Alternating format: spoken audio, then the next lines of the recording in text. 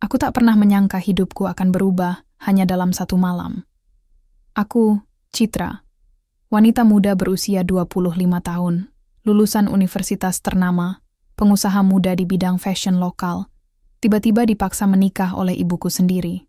Dan bukan sembarang pria. Dia seorang pengemis. Semua bermula saat aku sedang duduk santai di ruang keluarga, sambil membuka laptop untuk membalas pesan pelanggan toko online-mu. Suara langkah kaki ibuku terdengar cepat dan tegas. Matanya tajam, ekspresinya serius. "Citra, kita harus bicara," katanya tanpa basa-basi. Aku mendongak, heran. "Ada apa, Bu? Ini kan masih jam kerja." Ibuku duduk di kursi menghadapku, sebuah foto di tangannya. Ia letakkan foto itu di atas meja. Foto seorang pria tampan dengan pakaian lusuh, rambut acak-acakan, tapi sorot matanya tajam dan tenang. "Ini calon suamimu," ucapnya datar. Aku tertawa kecil, pikiranku langsung melompat pada kemungkinan lelucon buruk. "Maaf, calon siapa?" "Ayahmu sudah tidak ada lagi, Citra. Aku sebagai ibumu punya hak untuk memilihkan jalan terbaik bagimu." Dan pria ini adalah jawabannya. Aku hampir saja tersedak. "Maksud ibu, dia? Pengemis itu?" "Ia bukan pengemis biasa," sahut ibuku dingin. "Dia punya hati yang baik. Kau butuh seseorang yang bisa mengingatkanmu pada nilai-nilai hidup, bukan sekadar kesenangan duniawi." Aku menatap foto itu lagi. Pria itu benar-benar tampan, meski pakaiannya compang-camping dan wajahnya sedikit kotor. Tapi penampilannya, ya Tuhan, ini gila. Aku bahkan tidak kenal orang ini. "Bu, ini nggak masuk akal. Aku nggak bisa menikahi orang asing begitu saja. Lagi pula, dia pengemis. Aku kan bukan dari golongan itu." "Karena itulah kau harus menikah dengannya," potong ibuku. "Kau terlalu nyaman dalam kemewahan. Kau pikir dunia ini hanya soal uang dan kemilau. Padahal kau butuh pelajaran. Pelajaran tentang rendah hati, tentang keteguhan, tentang cinta yang tidak dibangun dari materi." Aku geleng-geleng kepala. "Ini bukan zaman dulu, Bu. Aku nggak bisa dipaksa begini. Aku punya hidupku sendiri. Kau anakku, Citra. Aku juga punya kewajiban untuk menjaga jalan hidupmu. Jika kau tidak menikah dengannya, maka hubungan kita akan retak." Aku tidak main-main. Aku terdiam. Kata-kata itu menusuk hatiku. Ibu jarang sekali bersikap keras padaku. Tapi kali ini, nada suaranya menunjukkan bahwa ia benar-benar serius. Aku merasa seperti terseret dalam badai yang tak bisa kupahami. Kenapa aku harus dipaksa menikahi orang yang bahkan belum pernah kutemui? Apa yang membuat ibu begitu yakin pria ini adalah jodohku? Aku mencoba bernegosiasi. "Kalau ibu mau, aku bisa carikan teman bisnis papa atau kerabat yang cocok." Tapi ini tidak masuk akal. Ibuku menggeleng. "Aku sudah berbicara dengannya. Dia setuju menikahimu. Sekarang tinggal kau yang harus memutuskan, apakah kau akan menghormati ibumu atau tidak." Aku menunduk. Dadaku sesak. Aku ingin berteriak, protes, kabur dari rumah. Tapi aku tahu, jika aku terus melawan, hubungan kami akan rusak. Aku tidak bisa kehilangan ibuku, hanya dialah keluargaku sekarang. Dengan suara pelan aku berkata, "Kalau aku menikah dengannya, aku tidak akan bahagia." Ibuku menepuk tanganku. Bahagia itu tidak selalu datang dari pilihan yang menyenangkan. Bahagia lahir dari pengorbanan, Citra. Percayalah padaku. Aku menghela napas panjang. Hatiku menolak, tapi otakku mulai pasrah. Aku menyetujui pernikahan itu. Dengan syarat satu hal, aku akan menikah, tapi aku tidak akan memperlakukan pria itu sebagai suamiku. Aku akan tetap menjaga jarak. Pernikahan direncanakan dalam waktu singkat. Ibuku bilang, semakin cepat, semakin baik. Aku tidak diberi kesempatan untuk mengenal lebih lanjut tentang pria itu. Nama lengkapnya Arkan, usianya 29 tahun, dan tinggal di pinggiran kota. Itu semua yang aku tahu. Saat hari pernikahan tiba, aku memakai gaun sederhana yang disiapkan ibuku. Tidak ada resepsi besar, tidak ada undangan, hanya beberapa keluarga dekat dan tokoh desa. Arkan datang dengan pakaian lusuh dan senyum tipis di bibirnya. Aku menatapnya, berusaha mencari jawaban dalam matanya. Tapi yang kulihat hanyalah ketenangan. Seperti dia sudah tahu semua ini akan terjadi. Aku menikah dengannya. Dengan hati yang penuh amarah, penolakan dan kekecewaan. Dan aku tidak tahu bahwa seminggu setelah pernikahan ini, hidupku akan berubah selamanya. Pagi itu terasa sangat berat bagiku.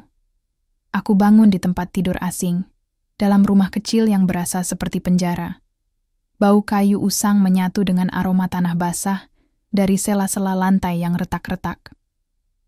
Ini bukan kamar mewah milikku, yang biasa kuinjak dengan sandal bertumit tinggi. Tempat ini terlalu sederhana, terlalu murah untuk standarku. Aku menatap langit-langit, masih tidak percaya bahwa semuanya benar-benar terjadi. Aku sudah menikah dengan seorang pengemis. Di ruangan sebelah, suara langkah kaki terdengar. Arkan, suamiku. Aku mendengus pelan, bahkan panggilan itu terasa aneh di hati. Ia bukan suamiku. Hanya lelaki yang dipaksakan menjadi suami oleh ibuku. Aku turun dari ranjang dan membuka tas kecilku. Baju-baju yang aku bawa hanya sedikit. Aku bahkan tidak punya cukup waktu untuk mempersiapkan apa-apa. Aku melipatnya rapi, meskipun dalam hati masih penuh penolakan. Arkan mengetuk pintu kamar. "Kau sudah bangun?" tanyanya pelan. Aku diam sejenak, lalu jawab dengan datar. "Iya, kalau sudah siap, sarapan sudah di meja," katanya. Aku menggigit bibir. Lagi-lagi sikapnya tenang, seperti tidak ada beban sama sekali. Seperti dia benar-benar nyaman dalam perannya, sebagai pengemis yang dipaksa menikahi anak orang kaya. Aku keluar kamar beberapa menit kemudian. Di meja makan, ada nasi putih hangat, telur mata sapi, dan sayur rebus. Sederhana. Tapi mencium baunya saja membuatku ingin membalikkan badan. Arkan duduk di seberang meja. Pakaiannya masih sama seperti kemarin. Kemeja lusuh dan celana jeans. Robek. Wajahnya bersih hari ini, tapi rambutnya tetap acak-acakan. "Silakan dimakan," ujarnya sambil tersenyum tipis. Aku duduk, tapi tidak menyentuh makanan. "Kau masak sendiri?" "Iya." "Ada pertanyaan lain?" Aku mendelik. "Kenapa kau bisa hidup seperti ini? Kau tampan, pandai bicara, kenapa jadi pengemis?" Senyum di wajahnya menghilang. "Itu cerita panjang. Mungkin nanti kalau kita lebih akrab, aku akan cerita." Aku mendengus. Aku tidak berniat akrab. Ia diam sejenak, lalu menjawab, terserah kamu, tapi tolong makan. Jangan sampai sakit karena lapar." Aku akhirnya menyendok nasi, tapi hanya untuk menjaga sopan santun. Aku tidak ingin ribut pagi-pagi begini. Setelah sarapan, Arkan pamit. Aku harus keluar dulu. Ada urusan. Urusan. "Pengemis?" sindirku. Ia tidak marah, malah tertawa pelan. Bisa dibilang begitu. Lalu ia keluar, meninggalkanku sendirian di rumah itu. Aku berjalan-jalan di dalam rumah. Rumah itu sempit. 2 kamar, 1 dapur, 1 ruang tamu, dan kamar mandi di belakang. Semua serba sederhana. Aku merasa seperti tertidur di masa lalu yang tak pernah aku jalani. Aku mulai merapikan barang-barangku. Aku menemukan sebuah laptop tua di atas meja. Layarnya buram, tapi sepertinya masih bisa digunakan. Aku coba nyalakan. Passwordnya kosong, tidak dikunci. Aneh. Kalau benar dia pengemis, kenapa punya laptop? Aku buka browser. Riwayat pencarian banyak tentang bisnis, ekonomi, hingga saham. Aku mengerutkan dahi. Seorang pengemis membaca artikel-artikel ini. Aku tutup laptop itu. Hatiku mulai gelisah. Entah kenapa, semakin hari aku merasa semakin banyak hal ganjil tentang Arkan. Saat malam tiba, Arkan pulang. Aku duduk di sofa, menunggunya. Ia tampak lelah, tapi tetap tenang. "Kau belum tidur?" tanyanya. "Aku mau tanya sesuatu," kataku. Langsung, ia menatapku. "Iya, kenapa kau bisa membaca artikel-artikel bisnis itu di laptopmu?" Wajahnya tidak berubah. "Aku suka membaca. Apa salahnya?" Aku nggak percaya. Kau terlalu pintar untuk ukuran pengemis. Ia tersenyum lagi. Pintar itu bukan soal status Citra. Itu soal kesempatan dan ketekunan. Aku mendengus. Jawabanmu selalu diplomatis. Karena aku tidak suka berbohong. Tapi juga tidak suka membeberkan segalanya pada orang yang belum percaya padaku. Aku diam. Kata-katanya menusuk. Tapi aku tidak mau mengakuinya. Malam ini, aku tidur di kamar sebelah. Ucapku dingin. Aku belum siap memperlakukanmu sebagai suamiku. Arkan mengangguk pelan. Aku menghargai keputusanmu. Aku tidak akan memaksamu. Aku berdiri dan pergi ke kamar. Aku menutup pintu rapat-rapat. Di dalam, aku menatap langit-langit. Hatiku masih penuh amarah. Tapi entah mengapa, bayangan senyum Arkan terus muncul di pikiranku.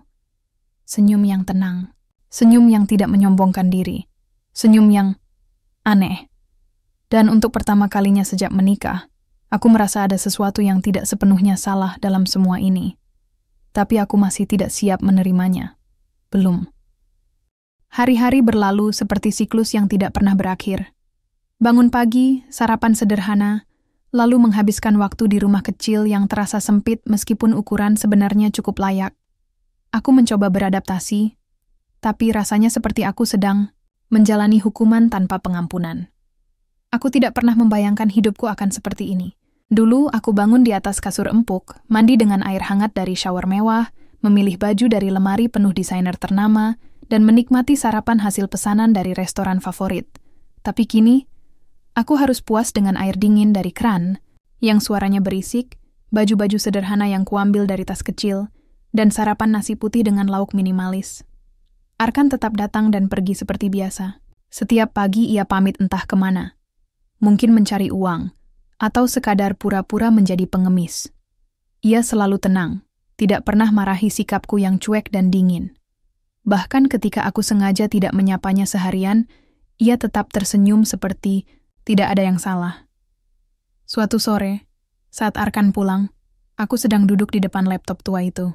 Aku mencoba mengisi waktu dengan mengecek toko onlineku yang kini kuserahkan pada asistennya. Entah kenapa, melihat aktivitas bisnisku dari jauh membuatku merasa sedikit lebih hidup. "Kau sudah makan?" tanyanya begitu masuk. Aku tidak menoleh. "Belum." Ia langsung menuju dapur. Beberapa menit kemudian, aroma tumisan sayur mulai tercium. Aku mendengus pelan. Lagi-lagi dia memasak. Tidak lama setelah itu, ia keluar dari dapur sambil membawa 2 piring nasi goreng sederhana. Ini, mungkin lebih enak dari sayur rebus tadi pagi. Aku melihat nasi goreng itu. Sederhana, tapi baik bentuknya. "Aku nggak lapar," jawabku datar. Ia meletakkan piring itu di atas meja. "Kalau begitu, makanlah kalau sudah lapar. Jangan sampai sakit." Aku diam. Ia duduk di seberangku dan mulai makan sendiri. Sunyi mengisi ruangan, hanya suara sendok yang beradu dengan piring. "Kenapa kau selalu bersikap baik padaku?" tanyaku tiba-tiba. Ia menghentikan kunyahannya sejenak, lalu menatapku. "Karena kamu istriku. Aku tidak peduli bagaimana kamu memperlakukan aku, tapi aku tidak akan membalas buruk perlakuanmu." Aku mendelik. "Jadi kau pikir kau bisa membeliku dengan kesopanan?" Ia tersenyum tipis. "Aku tidak ingin membelimu. Aku hanya ingin kau mengenaliku." Aku mendengus. "Untuk apa? Aku tidak akan pernah menerimamu sebagai suamiku. Kita lihat saja nanti," katanya santai. Aku kesal. Selalu saja jawaban yang tidak membuatku bisa marah dengan benar. Aku bangkit dari kursi dan pergi ke kamar. Beberapa hari berlalu, dan rutinitas itu terus berulang. Hingga suatu sore, saat aku sedang membersihkan rumah karena bosan, aku melihat sesuatu yang aneh. Di atas rak buku kecil milik Arkan, ada beberapa buku tentang manajemen bisnis, strategi investasi, dan ekonomi makro. Buku-buku itu tampak usang, tapi rapi. Bahkan beberapa halaman masih dilipat-lipat dengan rapi. Aku mengambil satu buku. Judulnya, Strategi Pertumbuhan Perusahaan. Aku membuka isinya. Isi paragraf pertama saja sudah membuatku kaget. Ia berbicara tentang capital budgeting, return on investment, dan strategic planning. Aku mengernyit. Sejak kapan pengemis mempelajari ini? Aku menutup buku itu dan meletakkannya kembali. Tapi hatiku mulai gelisah. Semakin hari, semakin banyak hal ganjil tentang Arkan yang mulai terlihat. Saat malam tiba, Arkan pulang. Seperti biasa, ia basah karena hujan deras tadi siang. Ia langsung pergi ke kamar untuk berganti pakaian. Aku menunggunya di ruang tamu. Hatiku tidak tenang. Ketika ia keluar, aku bertanya, "Kau suka baca buku bisnis?" Ia menatapku sejenak, lalu menjawab, "Iya, aku suka belajar. Apa salahnya?" Aku cuman heran. Kenapa seorang pengemis punya buku-buku itu? Wajahnya tetap tenang. Buku itu tidak mengenal status sosial. Siapapun bisa membacanya. Aku diam. Jawabannya selalu membuatku tidak bisa marah. Tapi aku tidak bisa menghilangkan rasa curiga yang mulai tumbuh. "Kau ini benar-benar pengemis, ya?" Tanyaku ragu. Ia menatapku dalam-dalam. Aku tidak bilang aku bukan pengemis. Tapi aku juga tidak bilang aku cuma pengemis. Aku mengerutkan dahi. "Maksudmu?" Ia tersenyum samar. Waktulah yang akan menjawabnya. Aku mendengus lagi. "Kau suka bermain-main dengan kata-kata?" Aku hanya suka memberi jawaban yang pantas didapat. Aku memalingkan wajah. Tapi hatiku mulai goyah. Ada sesuatu dalam dirinya yang tidak bisa kujelaskan. Sesuatu yang membuatku penasaran. Walau aku belum siap mengakuinya. Aku mulai menyadari bahwa hidupku tidak lagi hanya tentang penolakan.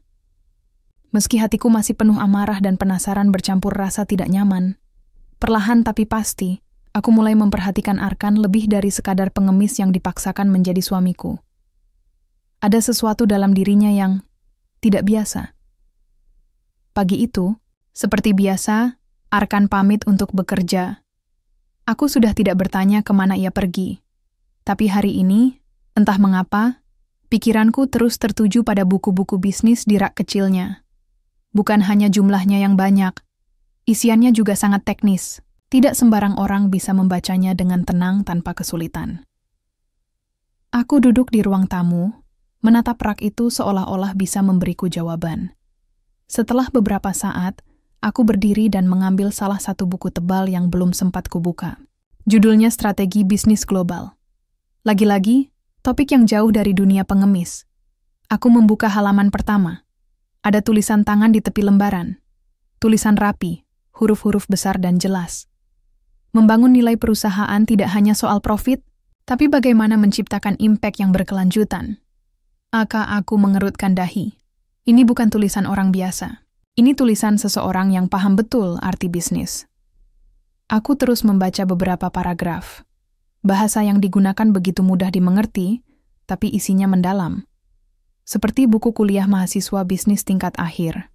Atau mungkin lebih tinggi. Hatiku mulai gelisah. Aku menutup buku itu dan meletakkannya kembali di tempatnya. Tapi pikiran ini tidak mau pergi begitu saja. Siang harinya, aku memutuskan untuk membersihkan rumah, agar pikiranku tidak terlalu kalut. Saat merapikan meja kerjanya, aku menemukan sebuah amplop coklat yang terselip di balik dokumen lusuh. Amplop, itu tampak baru. Kertasnya putih bersih, beda dengan yang lain. Aku membukanya dengan ragu. Di dalamnya ada foto Arkan. Tapi bukan foto yang biasa. Ini dia sedang berdiri di depan gedung pencakar langit. Mengenakan setelan jas biru gelap, dasi, rapi, senyumnya percaya diri. Di belakangnya, logo perusahaan besar terpampang jelas. PT Arcadia Group. Aku hampir saja menjatuhkan foto itu. Apa ini? Aku melihat foto lain di dalam amplop. Semua foto menunjukkan Arkan dalam suasana bisnis. Ia sedang berbicara di panggung seminar, berjabat tangan dengan pebisnis ternama. Bahkan ada yang menunjukkan ia sedang menandatangani dokumen penting. Ini tidak mungkin. Aku menatap foto itu tak percaya. Jantungku mulai berdebar cepat. Tapi logika mulai bekerja. Semua hal aneh selama ini mulai menyambung. Cara bicaranya yang sopan namun tegas. Pengetahuannya yang luas. Buku-bukunya. Laptopnya. Dan sekarang, foto-foto ini. Arkan bukan pengemis. Dia adalah bos dari salah satu perusahaan terbesar di kotaku. Aku duduk lemas di kursi. Rasa marah, bingung, dan penasaran bercampur jadi satu. Kenapa dia menyamar? Kenapa ibuku terlibat? Apa maksud semua ini? Aku ingat ucapan ibuku sebelum pernikahan. Kau butuh pelajaran tentang rendah hati. Apakah ini bagian dari ujian itu? Aku menatap jam dinding. Masih siang. Arkan biasanya pulang sore. Aku harus bertemu dengannya. Aku harus tahu kebenarannya. Aku duduk di sofa, menunggu, menyimpan foto itu dalam genggamanku. Hatiku tidak tenang, 2 jam berlalu.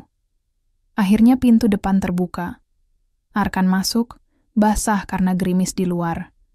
Ia melepas jaketnya dan tersenyum ringan padaku. Kau masih di sini? Tanyanya. Aku berdiri, foto itu kupegang erat. Aku ingin kau jelaskan ini. Ia menatapku, lalu melihat foto yang kutunjukkan. Wajahnya tidak berubah. Tidak terkejut, tidak panik. Hanya diam. Aku menemukan ini, lanjutku. Kau bukan pengemis ya? Ia menatap mataku dalam-dalam. Lalu dengan suara tenang ia berkata, aku memang pernah menjadi pengemis. Tapi bukan dalam arti yang kau pikirkan. Aku mengerutkan dahi. Maksudmu? Ia duduk di seberangku. Aku akan cerita. Tapi janji, kau akan dengarkan sampai selesai, tanpa interupsi. Aku menatapnya curiga, tapi akhirnya mengangguk. Arkan, menarik napas panjang. Aku dulunya anak pengusaha. Ayahku pemilik PT Arcadia Group. Tapi ketika aku kuliah, ia bangkrut. Perusahaan kami diambil alih. Kami kehilangan segalanya. Aku dan ibuku hidup susah. Untuk bertahan hidup, aku benar-benar pernah menjadi pengemis. Makan dari uluran tangan orang asing. Tidur di trotoar. Itu adalah masa laluku. Aku terdiam, tidak menyangka. Setelah itu, aku bangkit. Dengan usaha keras, aku bangun kembali bisnisku dari nol. Sekarang aku berhasil merebut kembali perusahaan ayahku. Tapi aku tetap memilih hidup sederhana. Aku percaya bahwa uang tidak menjamin kebahagiaan. Dan ibumu, dia tahu semua ini. Dia ingin mengujimu. Melihat apakah kau bisa mencintai seseorang tanpa melihat statusnya. Aku menunduk. Hatiku hancur, marah pada ibuku. Kesal pada Arkan.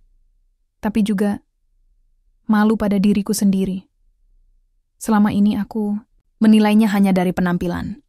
Dan sekarang, aku tidak tahu apa yang harus aku lakukan. Aku tidak bisa tidur semalaman. Foto itu masih berada di tanganku. Aku bolak-balik menatapnya sambil mencoba memahami apa yang baru saja Arkan katakan. Bahwa dia pernah menjadi pengemis sungguhan, lalu bangkit dari nol, hingga akhirnya menjadi bos besar PT Arcadia Group.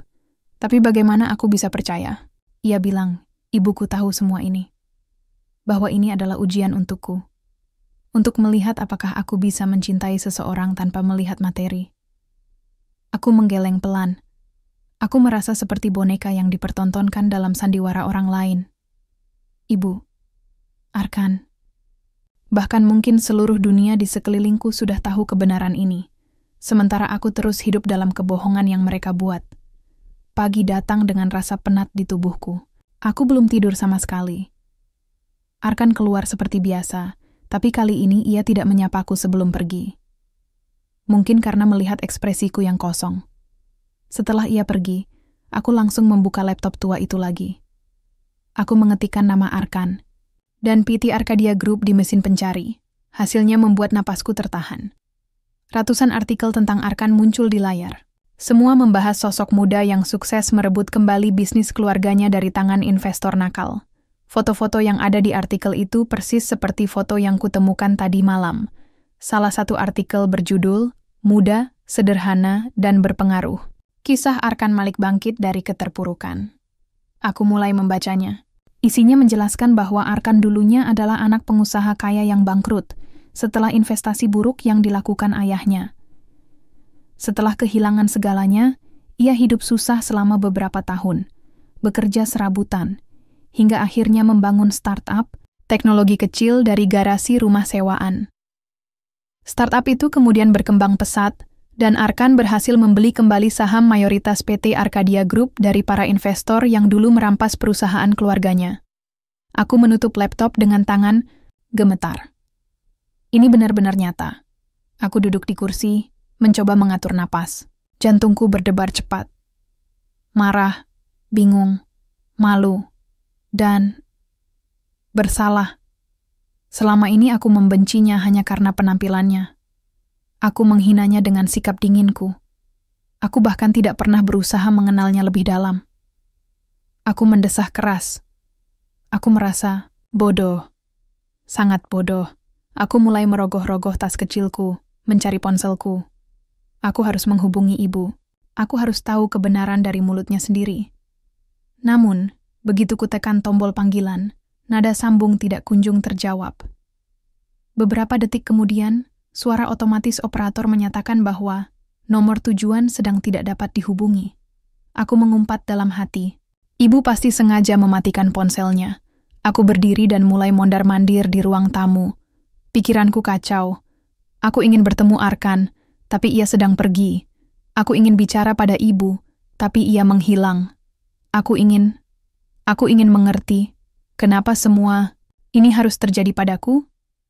Dengan langkah kasar, aku masuk ke kamar Arkan. Aku membuka laci meja kerjanya, mencari dokumen atau sesuatu yang bisa memberiku bukti lebih lanjut. Dan aku menemukannya. Sebuah amplop coklat tebal. Di dalamnya ada salinan kontrak bisnis, surat kepemilikan gedung, hingga paspor internasional atas nama lengkapnya, Arkan Malik Putra. Aku duduk lemas di lantai kayu. Seluruh tubuhku terasa lemas. Aku merasa seperti terseret arus deras yang tidak bisa kupahami. Aku ingat ucapan Arkan semalam. Aku memang pernah menjadi pengemis, tapi bukan dalam arti yang kau pikirkan. Aku menggigit bibirku. Aku merasa seperti manusia paling egois di dunia. Aku menikahi pria ini dengan prasangka buruk. Aku menolaknya sebagai suami. Aku bahkan tidak pernah berusaha melihat siapa dirinya yang sebenarnya. Aku mendengus frustrasi. Aku merasa dimanipulasi. Tapi aku juga sadar bahwa kesalahan terbesar adalah milikku sendiri. Karena aku terlalu cepat menilai. Karena aku terlalu percaya pada penampilan. Dan karena aku terlalu takut melihat kelemahanku sendiri. Aku menutup amplop itu dan memasukkannya kembali ke tempatnya. Lalu aku berjalan keluar dari kamarnya, menuju sofa. Menunggu. Menunggu Arkan pulang. Karena aku tahu, saat ini, aku harus menghadapi kebenaran. Dan menghadapi diriku sendiri. Arkan pulang lebih cepat hari itu. Aku mendengar suara langkahnya di depan pintu. Aku duduk di sofa, masih memegang amplop coklat yang tadi kutemukan di kamarnya. Jantungku berdebar keras. Aku tidak tahu apa yang harus aku lakukan. Marah, menangis, atau bahkan memohon maaf. Pintu terbuka. Arkan masuk. Ia tampak sedikit terkejut melihatku duduk dengan ekspresi datar dan mata sembab. "Kau belum tidur?" Tanyanya pelan. Aku tidak menjawab. Aku hanya mengangkat amplop itu dan meletakkannya di atas meja. Arkan menatap amplop itu, lalu menatapku. "Kau membukanya?" Aku mengangguk pelan. Aku sudah tahu semuanya. Wajahnya tetap tenang. Tidak ada rasa panik, tidak ada penyesalan. Hanya kepastian. "Jadi, kau bukan pengemis," lanjutku, suaraku mulai gemetar. "Kau pemilik PT Arcadia Group, salah satu perusahaan terbesar di kotaku. Dan ibuku. Dia tahu semua ini dari awal." Arkan menghela napas panjang, lalu duduk di seberangku. "Iya," jawabnya jujur. "Ibumu tahu. Kami berkenalan beberapa bulan lalu. Dia ingin mengujimu. Melihat apakah kamu bisa mencintai seseorang tanpa melihat status sosialnya. Tanpa melihat uang." Aku tertawa sinis. "Jadi aku cuma objek uji coba. Seperti tikus percobaan yang harus melewati labirin? Bukan begitu maksudku," katanya lembut. "Ini bukan tentang mengujimu untuk bersenang-senang. Ini tentang melihat hatimu. Apakah kamu bisa melihat nilai seseorang di luar materi, di luar kemewahan? Aku mengepal, tanganku erat-erat. Kalian tidak punya hak melakukan ini padaku.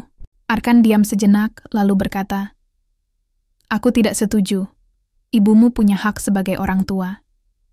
Dan aku juga punya niat baik. Aku mendelik. Niat baik? Kau menyamar sebagai pengemis. Tinggal di rumah kecil, membuatku merasa rendah karena harus hidup seperti ini. Kau pikir itu niat baik? Aku tahu ini sulit bagimu, katanya tenang. Tapi bagiku, ini juga bukan hal mudah. Aku harus menahan diri untuk tidak menunjukkan siapa aku. Aku harus menerima sikapmu yang dingin, kasar, bahkan hinaanmu. Tapi aku lakukan semua itu karena aku percaya pada ujian ini. Aku percaya bahwa jika kau bisa menerimaku sebagai Arkan, bukan sebagai bos besar atau anak pengusaha, maka hubungan kita akan punya dasar yang kuat. Aku menunduk. Hatiku sakit. Bukan karena ia menyakitiku, tapi karena aku menyadari betapa dangkalnya pandanganku selama ini. Aku pikir aku pintar, mapan, mandiri. Tapi ternyata, aku hanya manusia biasa yang mudah terjebak dalam prasangka. Kenapa kau tidak bilang dari awal? Tanyaku pelan. Karena kebenaran yang datang terlalu cepat akan menjadi racun. Aku ingin kau sampai pada kesimpulan itu sendiri, dengan caramu sendiri. Aku menggeleng pelan. Aku benci ini. Aku benci kalian berdua. Arkan tersenyum samar. Itu wajar. Tapi aku tidak akan membencimu balik. Aku akan tetap di sini, sampai kau siap menerimaku. Atau sampai kau memilih meninggalkanku. Aku menatap matanya. Matanya yang tenang, penuh ketenangan dan keyakinan. Tidak ada kepalsuan di sana. Hanya kejujuran. Dan untuk pertama kalinya, aku merasa malu. Malu karena selama ini aku menghinanya hanya karena penampilannya. Malu karena aku menilainya dari cara berpakaiannya, bukan dari hatinya. Aku menarik napas panjang. Aku butuh waktu. Arkan mengangguk. Ambil sebanyak yang kau butuhkan. Aku bangkit dari sofa dan berjalan menuju kamar. Tapi sebelum menutup, pintu Caksu berbalik dan berkata, terima kasih. Karena tidak memperlakukan aku buruk meskipun aku memang pantasnya dilakukan seperti itu. Gitu, Arkan tersenyum. Kita semua punya masa lalu yang membuat kita salah. Yang penting adalah apa yang kita lakukan setelah menyadarinya. Aku menutup pintu pelan-pelan. Di dalam kamar, aku duduk di tepi ranjang, menangis. Tapi bukan karena marah, melainkan karena akhirnya aku mulai melihat kelemahanku sendiri. Aku tidak keluar dari kamar sampai sore hari. Dari balik pintu kayu usang itu, aku mendengar suara langkah Arkan berlalu lalang, memasak, membersihkan, atau sekadar duduk diam di ruang tamu. Tapi ia tidak pernah mengetuk pintu, tidak pernah mencoba memaksaku untuk keluar. Ia hanya memberiku ruang. Dan itulah yang paling menyakitkan. Karena aku sadar, ia benar-benar tidak ingin mengontrolku. Ia tidak ingin memanipulasiku. Yang ia lakukan selama ini bukanlah karena keegoisan, tapi karena keyakinannya bahwa cinta harus datang dari hati yang tulus, tanpa pamrih. Aku merasa seperti orang bodoh.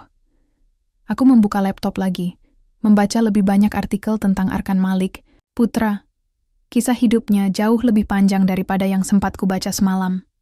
Aku menemukan wawancara lamanya di sebuah media bisnis lokal. Saya percaya, uang bisa hilang dalam sekejap. Tetapi nilai-nilai yang kita bangun sebagai manusia, itulah yang akan terus ada. Saya pernah menjadi pengemis sungguhan, dan dari situ saya belajar arti harga diri, ketekunan, dan rasa syukur. Aku menutup laptop pelan-pelan. Hatiku sesak. Aku ingat bagaimana aku membencinya saat pertama kali melihatnya. Bagaimana aku menghinanya dengan tatapan dingin dan ucapan kasar.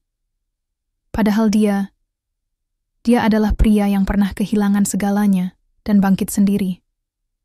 Dia bukan hanya kaya secara materi. Dia kaya dalam jiwa. Aku akhirnya membuka pintu kamar. Arkan sedang duduk di sofa, membaca salah satu buku bisnisnya. Ia menoleh padaku, tapi tidak langsung berbicara. Hanya menunggu, aku menghela napas. Aku sudah membaca semua artikel itu. Ia menutup bukunya perlahan. Ya, aku mengangguk. Aku tahu siapa kamu sebenarnya. Aku tahu apa yang ibu rencanakan. Dan aku tahu betapa bodohnya aku selama ini. Arkan tidak tersenyum. Ia hanya menatapku dengan pandangan tenang. Aku tidak menilaimu sebagai bodoh, katanya. Hanya, mungkin kamu belum siap melihat dunia dari sudut pandang yang lain. Aku duduk di seberangnya. Kenapa kau tidak pernah marahi aku? Bahkan ketika aku bersikap buruk, bahkan ketika aku tidak menghormatimu sebagai suami, kau tidak pernah membalasnya dengan amarah. Ia tersenyum samar. Karena aku tahu, kamu sedang kesakitan. Bukan sakit fisik, tapi sakit karena dipaksa masuk ke dunia yang tidak kamu mengerti. Aku tidak bisa membencimu karena itu. Aku menunduk. Maaf. Arkan menggeleng. Kamu tidak perlu minta maaf. Ini bukan soal salah atau benar. Ini soal proses. Prosesmu untuk melihat ke dalam dirimu sendiri. Aku menarik napas panjang. Aku masih bingung. Kenapa ibuku melakukan ini padaku? Kenapa dia tidak cukup bicara, mengajarkanku dengan cara yang lebih baik? Karena kadang, manusia tidak bisa mengerti sesuatu hanya lewat perkataan. Jawabnya, mereka butuh pengalaman nyata. Butuh rasa sakit untuk membuat mereka berpikir ulang. Ibumu sayang padamu. Dia hanya ingin kau belajar tentang rendah, soda hati. Tentang melihat seseorang dari hati, bukan dari penampilan. Aku diam, memikirkan setiap kata yang ia ucapkan. Kau tidak pernah membenciku, ya? Tanyaku pelan, Arkan menggeleng. Tidak pernah. Bahkan saat kau tidak menganggapku sebagai suamimu, aku tetap menganggapmu sebagai istriku.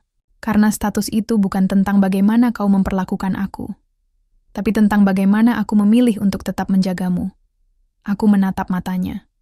Matanya yang penuh ketenangan, penuh makna. Aku mulai merasa kecil. Apakah aku pantas dicintai oleh seseorang sepertimu?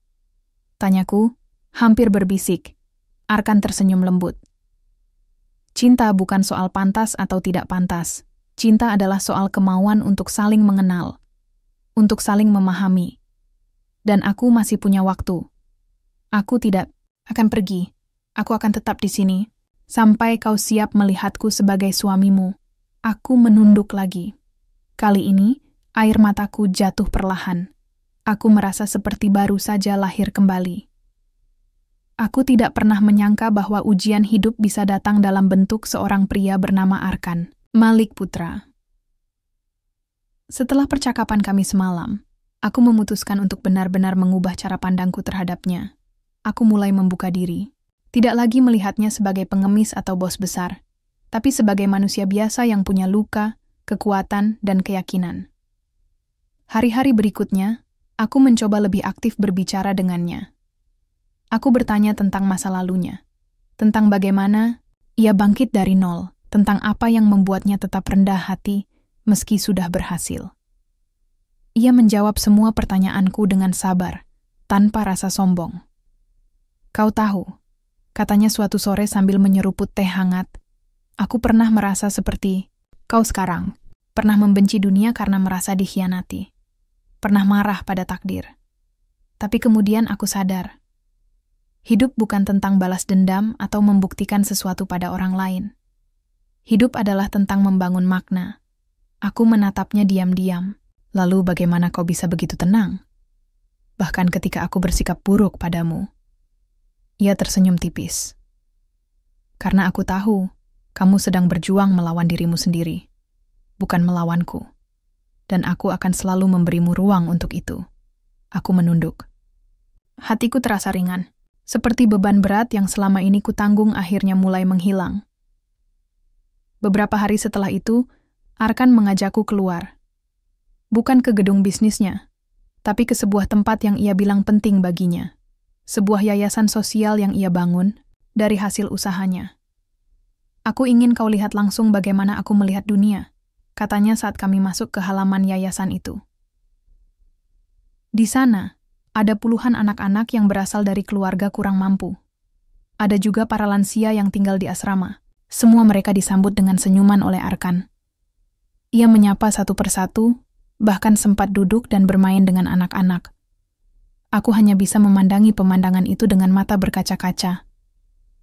Arkan bukan hanya baik secara perkataan. Ia benar-benar peduli. Ia benar-benar ingin membantu orang lain, bukan demi citra, tapi karena hatinya. Saat kami pulang, aku akhirnya berkata, "Aku iri padamu." Ia menoleh, heran. "Kenapa?" "Karena kau punya tujuan hidup yang jelas. Kau punya cinta yang tulus, kau punya segalanya, tapi tidak pernah sombong. Sedangkan aku masih bingung dengan diriku sendiri." Arkan tersenyum lembut. "Itu wajar. Tapi kamu tidak sendirian. Aku akan membantumu menemukan jawaban itu." Aku menatap matanya. Untuk pertama kalinya, aku tidak melihat seorang pengemis atau bos besar. Aku melihat seorang pria yang tulus, penuh kasih, dan penuh pengertian. Dan entah kenapa, di tengah hening malam itu, aku berkata, "Aku ingin mencoba. Aku ingin menjadi istri yang seharusnya aku jadi sejak awal." Arkan tidak langsung menjawab. Ia hanya menatapku dengan tatapan yang sulit kuungkapkan. Lalu ia berkata, "Aku tidak pernah berhenti percaya bahwa kamu bisa." Aku tersenyum. Senyum yang pertama kali terasa tulus dari hatiku. Beberapa minggu berlalu. Kami mulai membangun hubungan yang baru. Bukan lagi sebagai dua orang asing yang dipaksa bersama, tapi sebagai pasangan yang saling belajar. Aku mulai membuka hati untuk mencintainya, tidak karena hartanya, tidak karena jabatannya, tapi karena siapa dia sebenarnya. Suatu hari, ibuku akhirnya muncul. Ia datang dengan senyum di wajahnya. "Kau sudah dewasa, Citra," katanya pelan. "Aku bangga padamu." Aku memeluknya. "Terima kasih karena tidak menyerah padaku." Ia mengusap rambutku. "Aku hanya ingin kau tahu bahwa cinta itu tidak selalu lahir dari kemewahan, tapi dari pemahaman, kesetiaan, dan pengorbanan." Aku mengangguk. Aku sudah memahami itu sekarang, Arkan, dan aku tidak sempurna. Tapi kami punya dasar yang kuat. Cinta yang tidak dibangun dari materi, tapi dari hati. Dan dari sini, kami akan membangun masa depan bersama.